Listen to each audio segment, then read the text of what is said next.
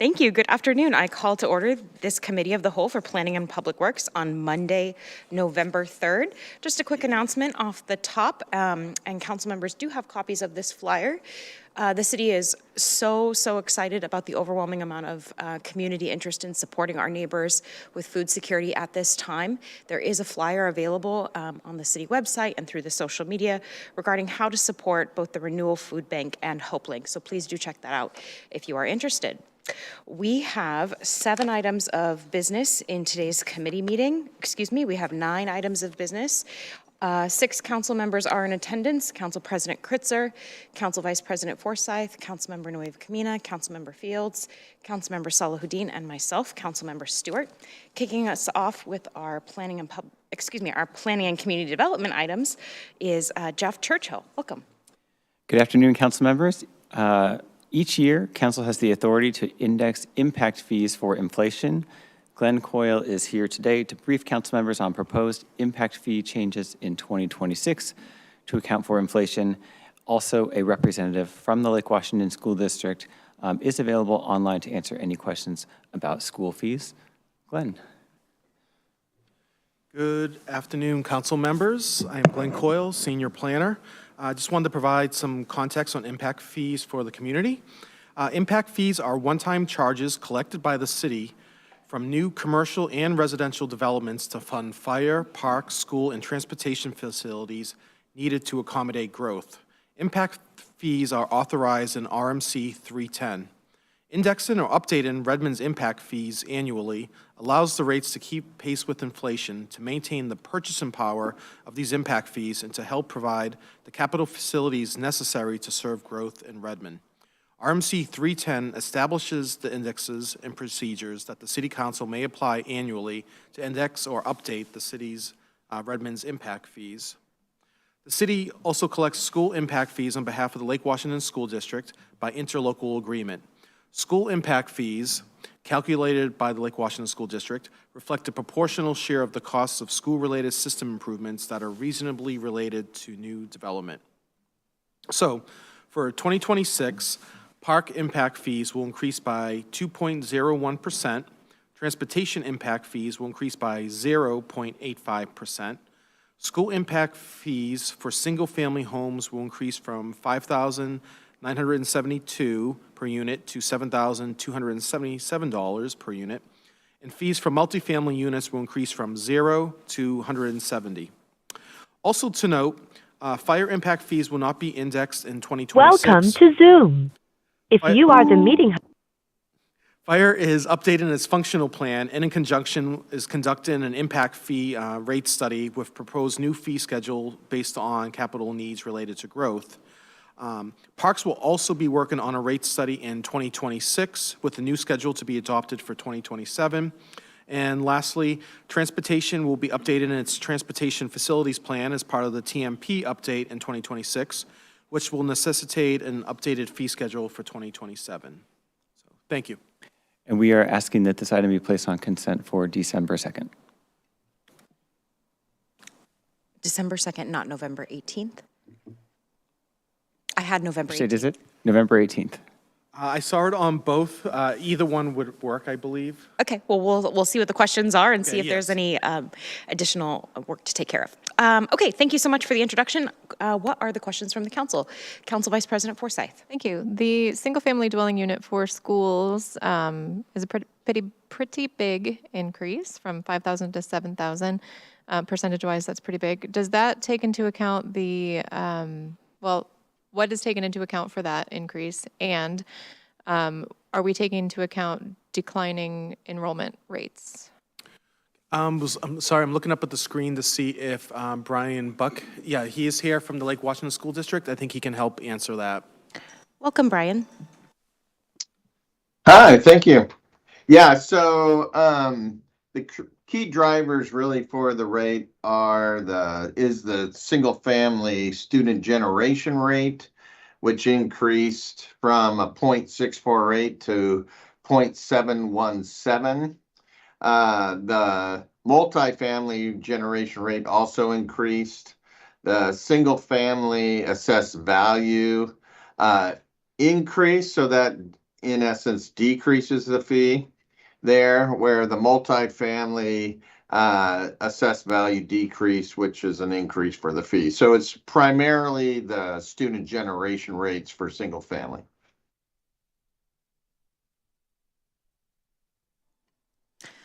Thank you. Does that answer your question, Vice President Forsyth, or did you have a follow-up? I'm not sure it does. I might need to see it in writing to be able to follow it. Felt like a flow chart to me.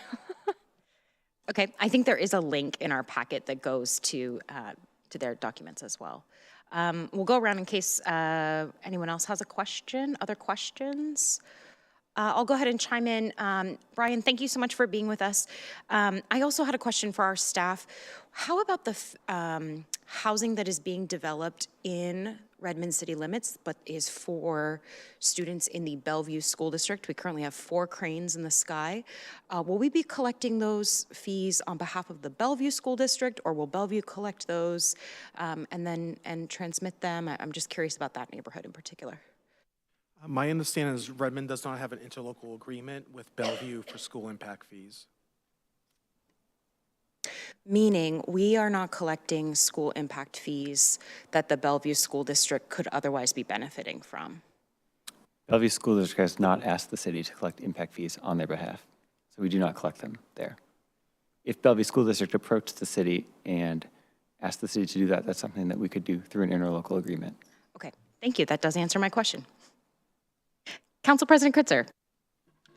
Sorry, just wanted a clarification on that one. So for the units that aren't in Lake Washington School District, would we collect impact fees on those? No. Okay. We only collect on behalf of the school district through the interlocal agreement that gives us the authority to collect said fees. Within their boundaries? Yeah, Okay. within Thanks. the boundaries. Thank you. Other questions from the council on the development impact fees? Okay, and in case the date is the 18th, meaning we would be also good to go in early December, are there any objections to this item going to consent on November 18th? I see a question from Vice President Forsyth. Thanks. I'm not seeing what was discussed by I think it's Mr. Buck. So if we could get that information, that would be very helpful for me. Yes, But we can share a link to the capital facilities plan that the Lake Washington School District, and that's the appendices have the methodology that Okay. Brian that's where I'll look. Okay. laid out. I'm not opposed, though. Thank you. Okay, thank you so much. Appreciate that. And thank you, Glenn. Appreciate you being here. Thank you, Mr. Buck. Item number 2 on our agenda tonight is the 2025-2027 Washington State Department of Transportation Demand Management and Commute Trip Reduction Implementation Agreement. And Kim has joined us at the table, as well as Jeff. Thank you. Thank you again. This grant agreement is for $2014 $300 and is included in the biennial budget, and it is proposed to be part of the consent agenda on November 18th, and Kim Keeling is here to provide additional information. Good afternoon, Council. I'm Kim Keeling, Good afternoon, Council. I'm Kim Keeling, the Program Administrator. The city is mandated to implement commute trip reduction law, which also supports the Comprehensive Plan, Transportation Master Plan, and the Environmental Sustainability Action Plan. This agreement with Washington State Department of Transportation will provide $214,300 for city services provided from July 1st, 2025 through June 30th of 2027 to implement CTR law in Redmond. Timely adoption of this interlocal agreement is necessary to allow the city to bill WashDOT grant for the city services provided from July 1st to September 30th of 2025. And I'm requesting this item be placed on the November 18th consent agenda. And thank you. Happy to answer any questions. Wonderful. Thank you so much. Are there any questions from the council? Councilmember Fields. In questioning the decrease, what is a newly affected jurisdiction? Newly affected jurisdiction entering the state programs. The program is expanding, therefore it dilutes the funds. Is that what? Right. So a new jurisdiction entered the CTR program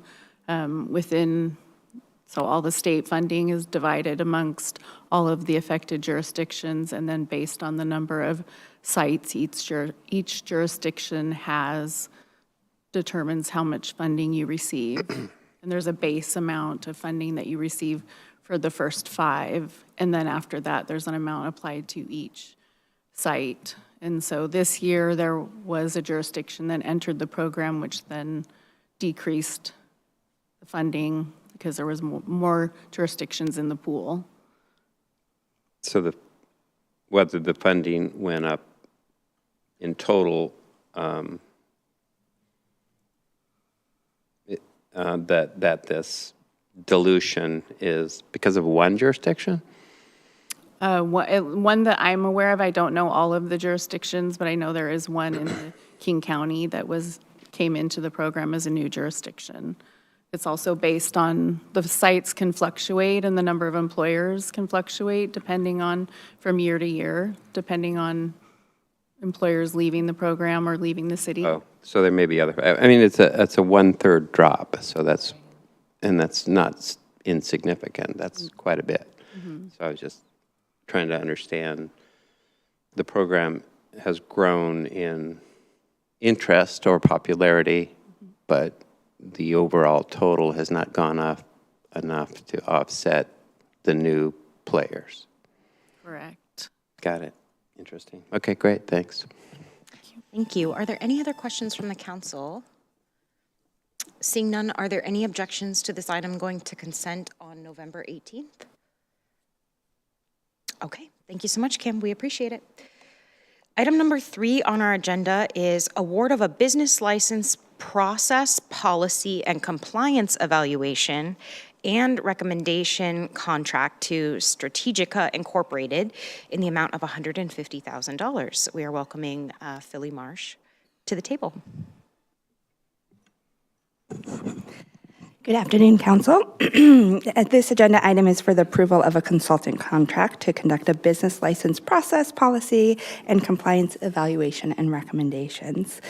This is in alignment with the 25-26 budget, and staff conducted an RFP process, received 4 proposals, and Strategica, Inc. was selected by the scoring committee. The contract is for $150,000. And economic development staff worked closely with business licensing as well as finance on developing the scope of work, and will continue to work collaboratively with them through the consultant contract. The scope of work includes a review of Redmond's business license baseline, a peer city comparative analysis, conducting a compliance audit, and then developing recommendations to improve business license compliance, reporting, and monitoring. We request this item to be placed on the November 18th consent agenda. Thank you, and we're happy to take questions. Awesome. Thank you so much, Philly. It's exciting to see this come back, as this was a big topic of discussion when we crafted the latest biennial budget. What are the questions from the council? Council President Kritzer. Just to be clear, in terms of what we would expect coming back, will we expect for them, I know when we did the budget, we were discussing that we would be looking holistically as part of this to figure out what's the kind of right level to charge in terms of business licenses. Is that going to be part of the recommendation? This will not be part of this first phase of it. The first phase is just to understand the compliance and any gaps in compliance. And then once we have that data, then the next phase of the fee study will be led through finance. Okay, thank you. Councilmember Nueva Camino. Thank you. Oftentimes, it's the compliance piece that will get sticky, and we can have policies, rules, regulations. But then the compliance, we typically, sometimes, will not have enough resources to ensure compliance with those. Once we're done with the study and we're seeing where, what is called out as a possible revenue leak, do we have the confidence that we'll be able to put the recommendations for compliance into place?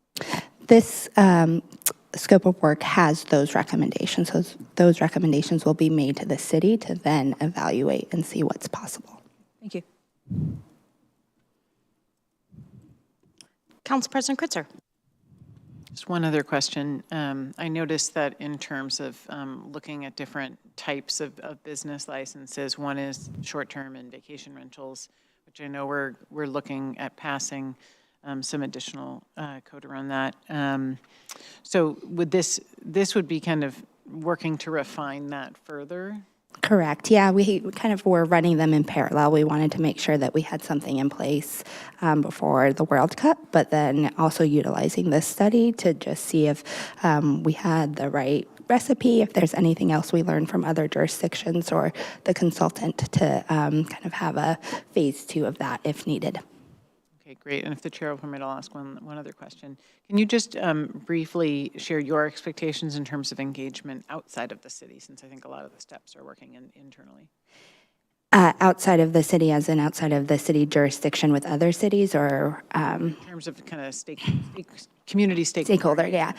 There's actually limited stakeholder engagement with this. This is really focused on data and being able to have that quantitative information. And then I think once we know what those recommendations are and have recommendations for changes, then that would then involve more kind of business involvement and engagement. Councilmember Fields?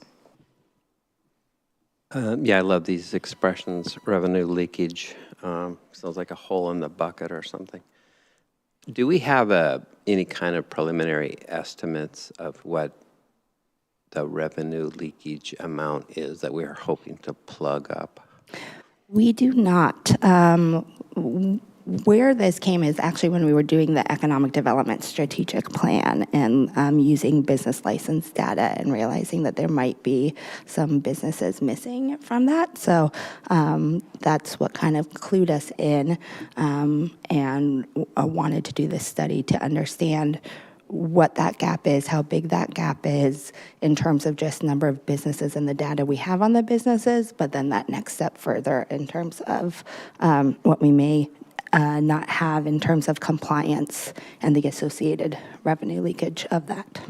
Will this work result in any estimates about that, or is this just going to be policies and process? It will. So the focus of this scope is really on that data analysis. So looking at secondary sources and being able to compare our business license information to those other sources and seeing where the delta is of the gap. Okay, so it could be a leak, or it could be just some gushing break in the dam. We don't know, right? Correct. Okay, thanks. Any other questions? Councilmember Nueva Camina? Thank you. Philly, thank you for coming along in this conversation with us. For those that are listening, it could sound like we're just looking at, like where are we missing revenue as a city, and where can we be charging our businesses more? On the flip side of that, can you share with us what the benefits to the businesses and the community is for us to be doing this work? Yeah, we want to know who our businesses are so we can provide resources for them. So we have a growing business assistance program, and we want to make sure that we can connect with those businesses and make sure they can take advantage of that information that we have to help them thrive within Redmond. So that is, from an economic development perspective, that is our sole focus, is being able to know what businesses are and be able to track the trends of those businesses to be able to then make informed decisions on interventions we need to take in order to continue to have a thriving economy. So from our economic development perspective, that is our goal with this study. Thank you. Thank you. Seeing no other questions, is there any objection to this item going to consent on the 18th? Looks like we are good to go. Thank you, Philly. Appreciate you being here. Item number 4 on our agenda today is approval to renew an agreement that helps us set up for indigent defense services and representation here at the City of Redmond. Welcome, Brooke. Good afternoon, Council. We are here to request your approval of renewing the city's contract with King County for the provision of public defense indigency screening. It's a little bit of a mouthful there. Individuals who are not able to afford an attorney may request a public defender, and King County currently screens to determine eligibility for this service. The city contracts with King County, and we find that this contract is more cost-effective and efficient than the city providing this screening. In your packet, you have a copy of the agreement. There are a couple of changes for 2026. One is a small increase of 10% of the monthly cost. I think it's, excuse me, I didn't put that down, but a total annual cost of $4,000. And the agreement also includes a provision that grants the mayor authority to renew this agreement if there are no substantive changes. So this hopefully will be fairly routine every year, so we don't have to come back. But certainly if there is more substantive changes, we'll come back and have that discussion with council. We are requesting that this be placed on the December 2nd consent agenda. Thank you, Brooke. And just to confirm, my notes had November 18th. If we were ready on November 18th, would you like to have it then? That would be fine. I'm not sure why I didn't pick the 18th. No, that's okay. Well, November is such a funny month. But we'll see what the questions are from the council. Questions? Councilmember Nueva Camina. Thank you. No question, just a comment. Just calling out that change in this contract, that then it can be under the mayor's approval, so that a contract that is this small, unless there are substantive changes, then that will free up staff time as well. So happy to see this on consent.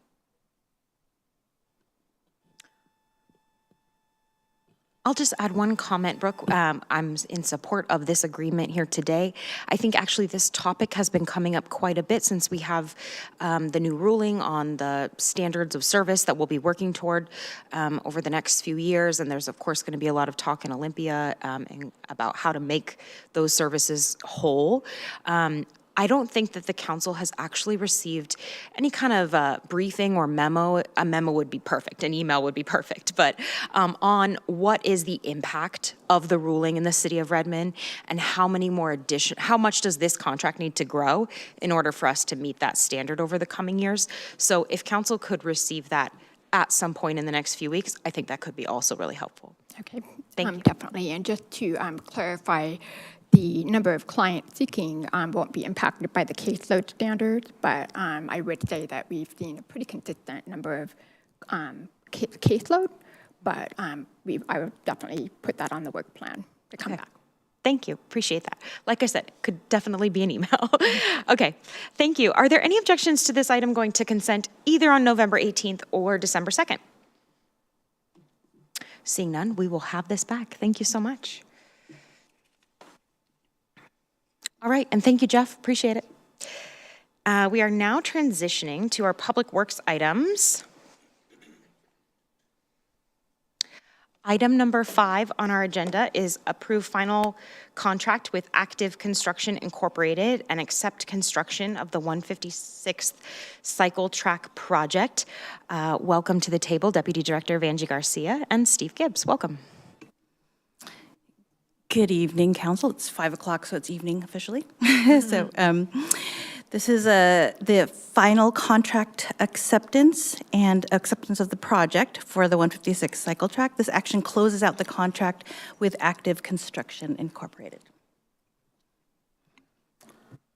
So this is fairly good news on this contract, just a little bit over the contract amount, but we're about 1.2 million under budget on this one. I'm happy to take any questions on this. Council President Kritzer. I'll just say this is such an exciting project. So many of our residents are going to and are taking advantage of this amazing new pathway, and just really appreciate the work on it. Any other questions or comments? All right, well, thank you, Mr. Gibbs. We super appreciate your team's work on this project, and we look forward to accepting it on consent November 18th. Were there any objections to sending it to consent? All right, we'll have that back. Thank you. The next item on our agenda is a little bit more interesting. So item number 6 is to, Thanks for sticking with us, Steve. Item number 6 is to reject all bids for lift station equipment upgrades Phase 2, project number 2408. Thank you, Councilmember Stewart. This item requests council approval to reject all bids for the lift station equipment upgrades Phase 2 project after a bid protest related to a recent update in state procurement law. Yeah, unfortunate on this one. I think last time I was here, I was giving you all the good news about the bids we received and moving forward with this project. The RCW, we did capture the actual language from the RCW in the contract, but the bid form did not have a separate line for the contractor to enter the license. Interesting on this contract, there are 4 bidders. The subcontractor was the same for all 4, and only one bidder put the license number in there. The delta between the low and the responsive bidder is about $400K, and so we're recommending that we go out and rebid. It's not my favorite thing to do, but we will be reaching out to the bidders proactively and encourage them to bid again in January. Thank you. So before there are questions from the council, just one last piece is that in order for a council to complete the rejection of all the bids, there is draft language for a resolution in our packets, and that's what we would be adopting on the 18th.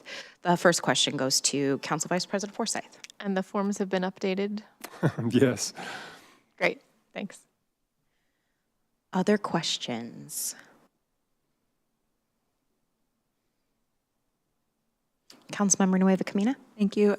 No question, just comment, and that's thanking you for going ahead and noting it, seeing it, assessing it. Here's the decision that needs to be made, and here's the call that needs to be made. And even though it's not the call that you like to make, it's the call that needed to be made. So thank you. Appreciate that. Are there any objections to this resolution going to consent on November 18th? Okay, I think we'll get this one taken care of then. Thank you, appreciate it.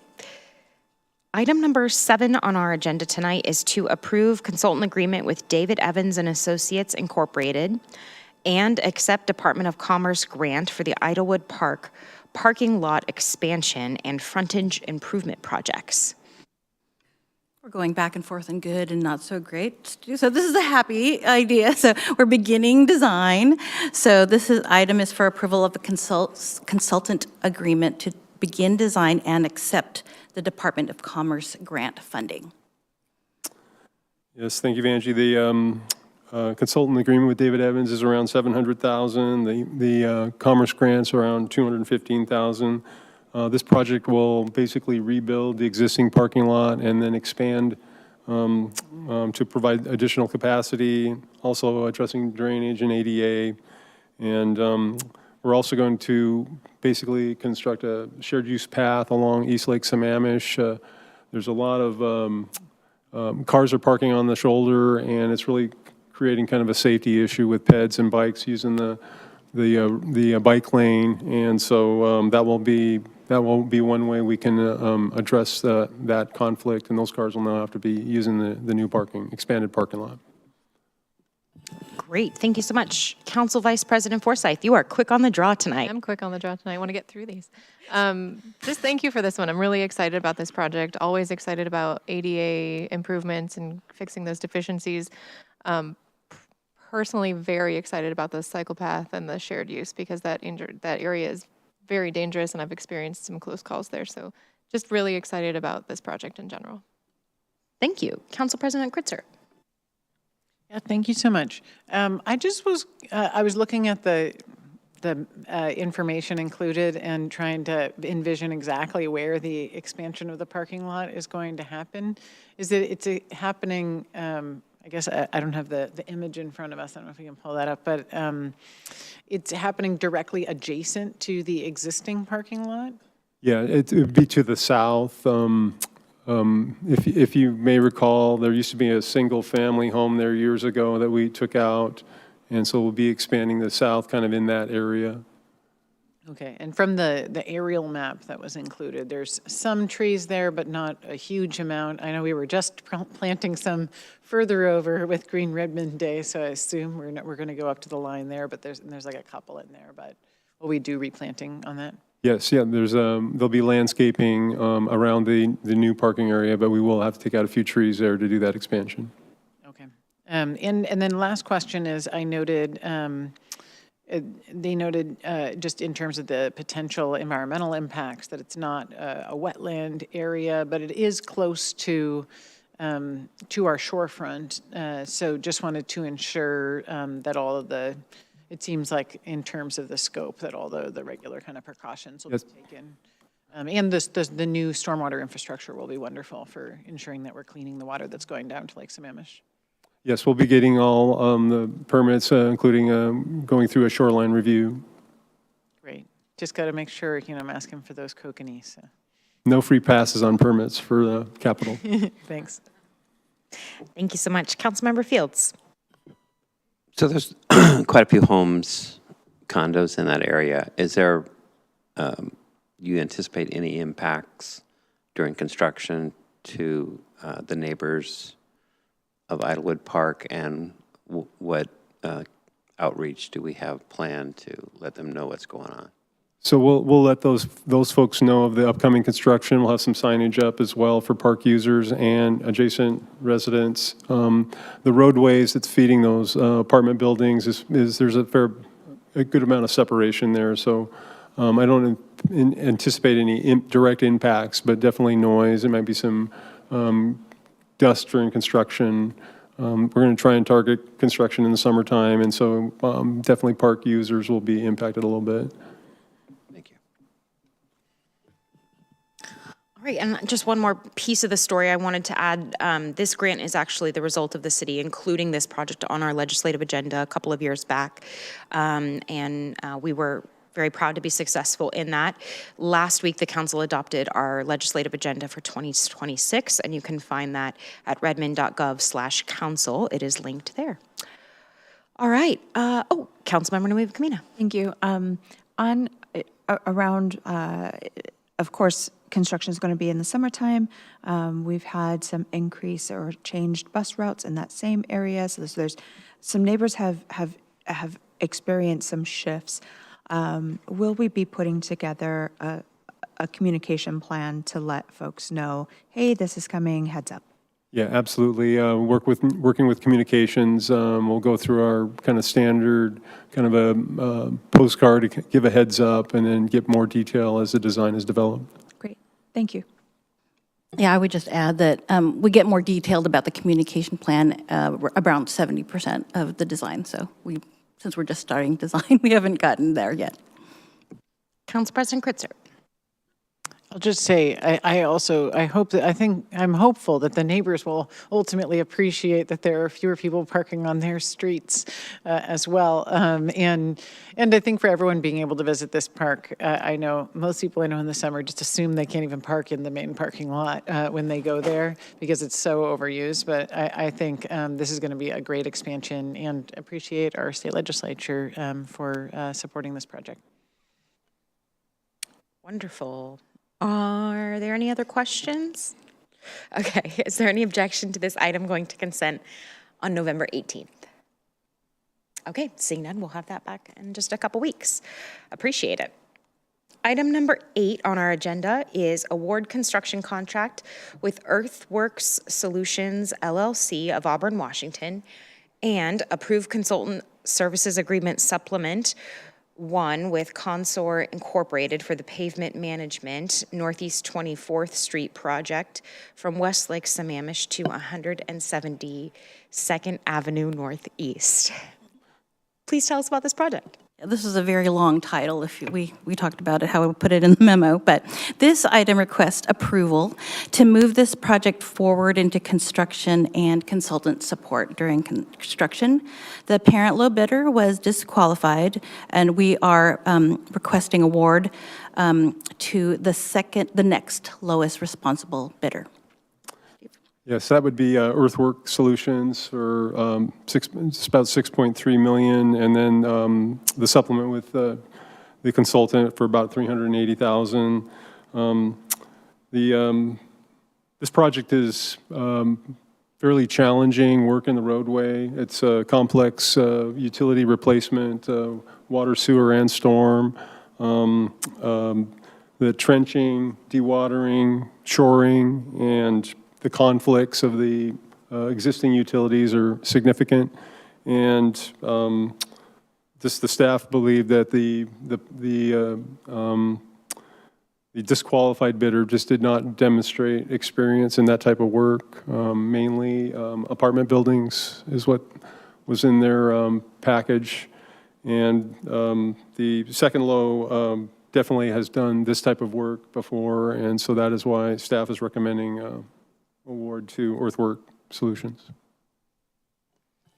Thank you. Are there questions from the council? I'll go ahead and chime in, I guess, and warm us up. Mr. Gibbs, this is much more than just pavement management because we're going to take care of a bunch of stuff while the ground is open. Can you remind us what that is? Yeah, I mean, this is a kind of a holistic approach to improving this roadway, and I'd kind of like to see us kind of continue this in the future where we're looking at everything and not overlaying and then coming back in a couple of years and having to dig up and repair some pipe.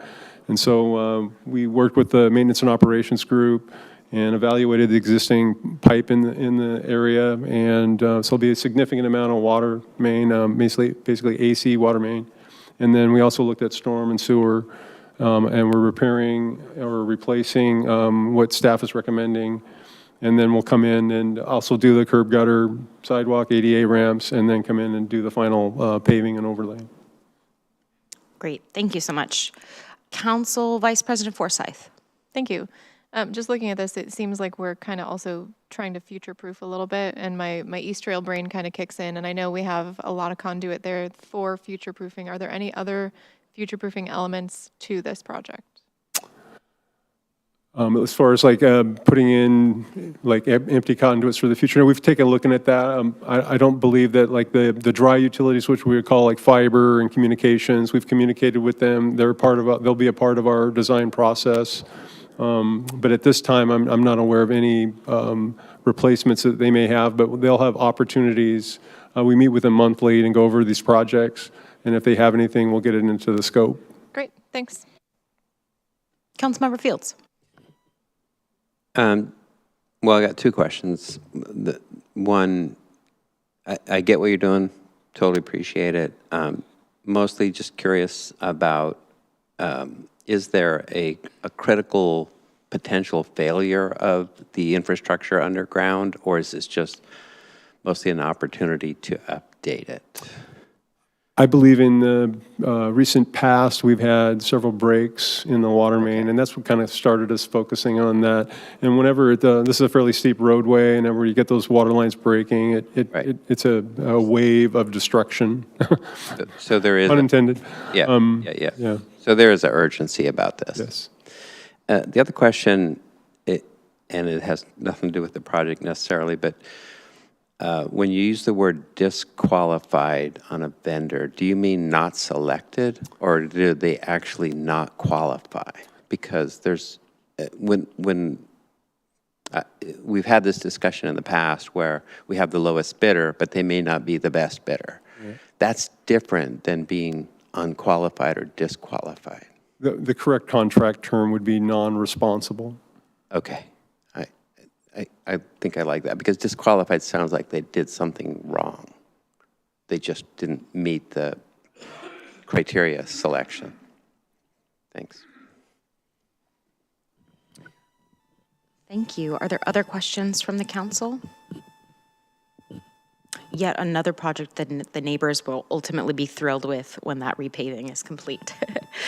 All right, is there any objection to going to consent on November 18th with this item? All right, thank you so much, team. We will have that back, appreciate it. And I think we're gonna make a switch here at the table for the very last item of the night.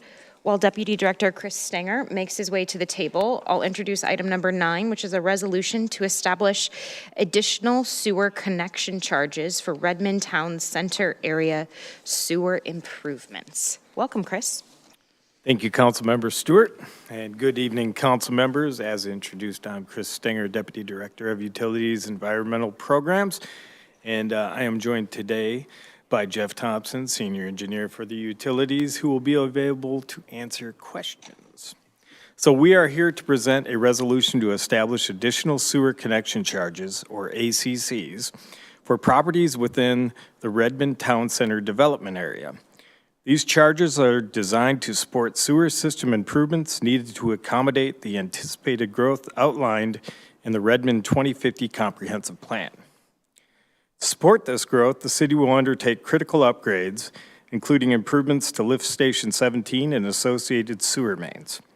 While these projects were originally identified as developer-funded in the 2024 General Sewer Plan, the city is proactively taking the lead to help remove redevelopment barriers and ensure timely infrastructure readiness. ACCs will ensure that the cost of these improvements are equitably shared by the parcels that directly benefit. And importantly, the intent of the city is to research and develop a larger infrastructure upgrade capital project for consideration in the future CIP process. This approach ensures the growth-related infrastructure is planned strategically, equitably funded, and aligned with long-term service needs. So this proposal aligns with the policies in the Redmond 2050 Comp Plan and General Sewer Plan, which emphasize planning adequate utilities for growth, ensuring developers pay for the infrastructure they benefit from, and providing efficient and reliable utility services. So council approval of this resolution will allow the city to move forward in developing these critical infrastructure improvements, support redevelopment readiness, and ensure future growth in the Redmond Town Center area is supported in an equitable and sustainable way. And just for reference, this resolution has been through the city attorney as well as we worked with the developer attorney. So if approved, we're looking to add this to the November 18th, 2025 consent agenda, and we look forward to any questions and discussions on this item. Thank you, Chris. What questions are there from the council? Councilmember Fields. So that's a lot, what you all said. I mean, that's a lot of stuff. Is there any way to break it down? When decisions like this are made, there can be people who benefit and people who disbenefit.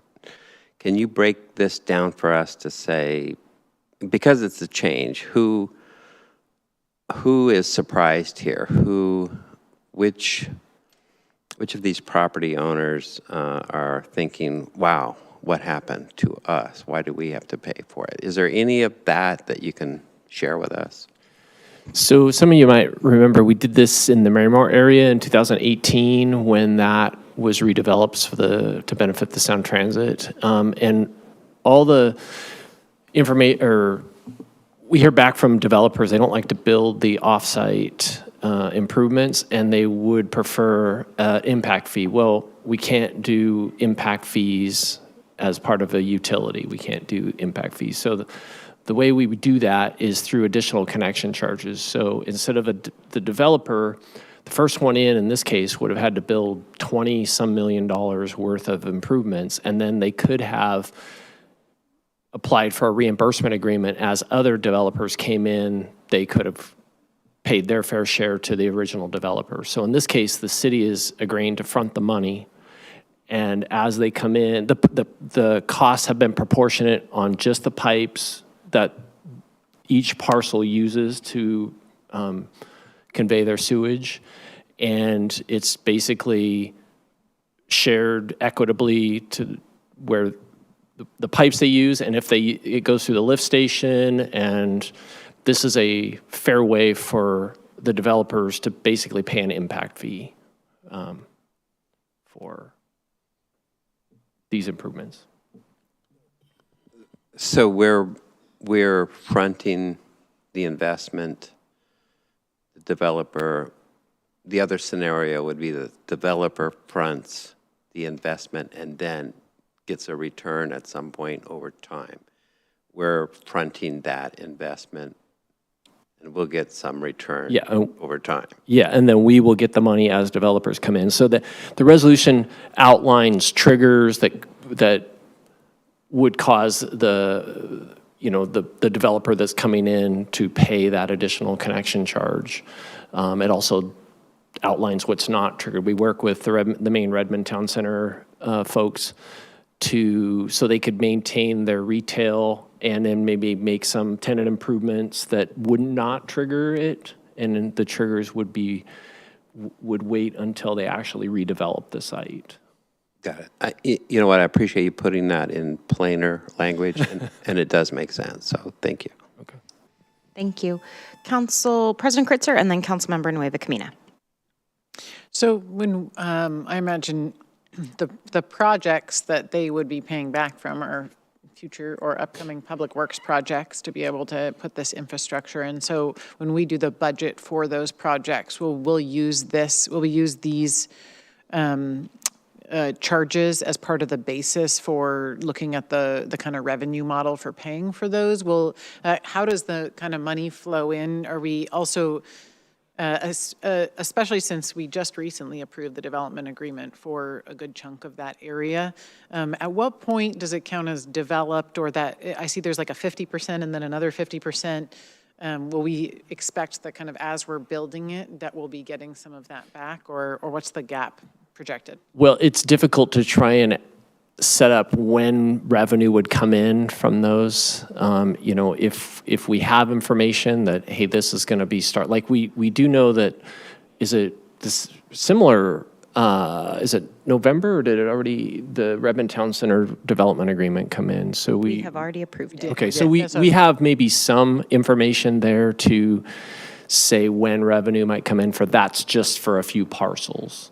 And then occasionally we'll hear from our development services staff that this parcel's coming in, but it's tricky to try and know when you're going to get forecast the revenue for that. Yeah. Got it. But so we would budget using other city funds, but we would plan to get basically kind of the reimbursement for those projects.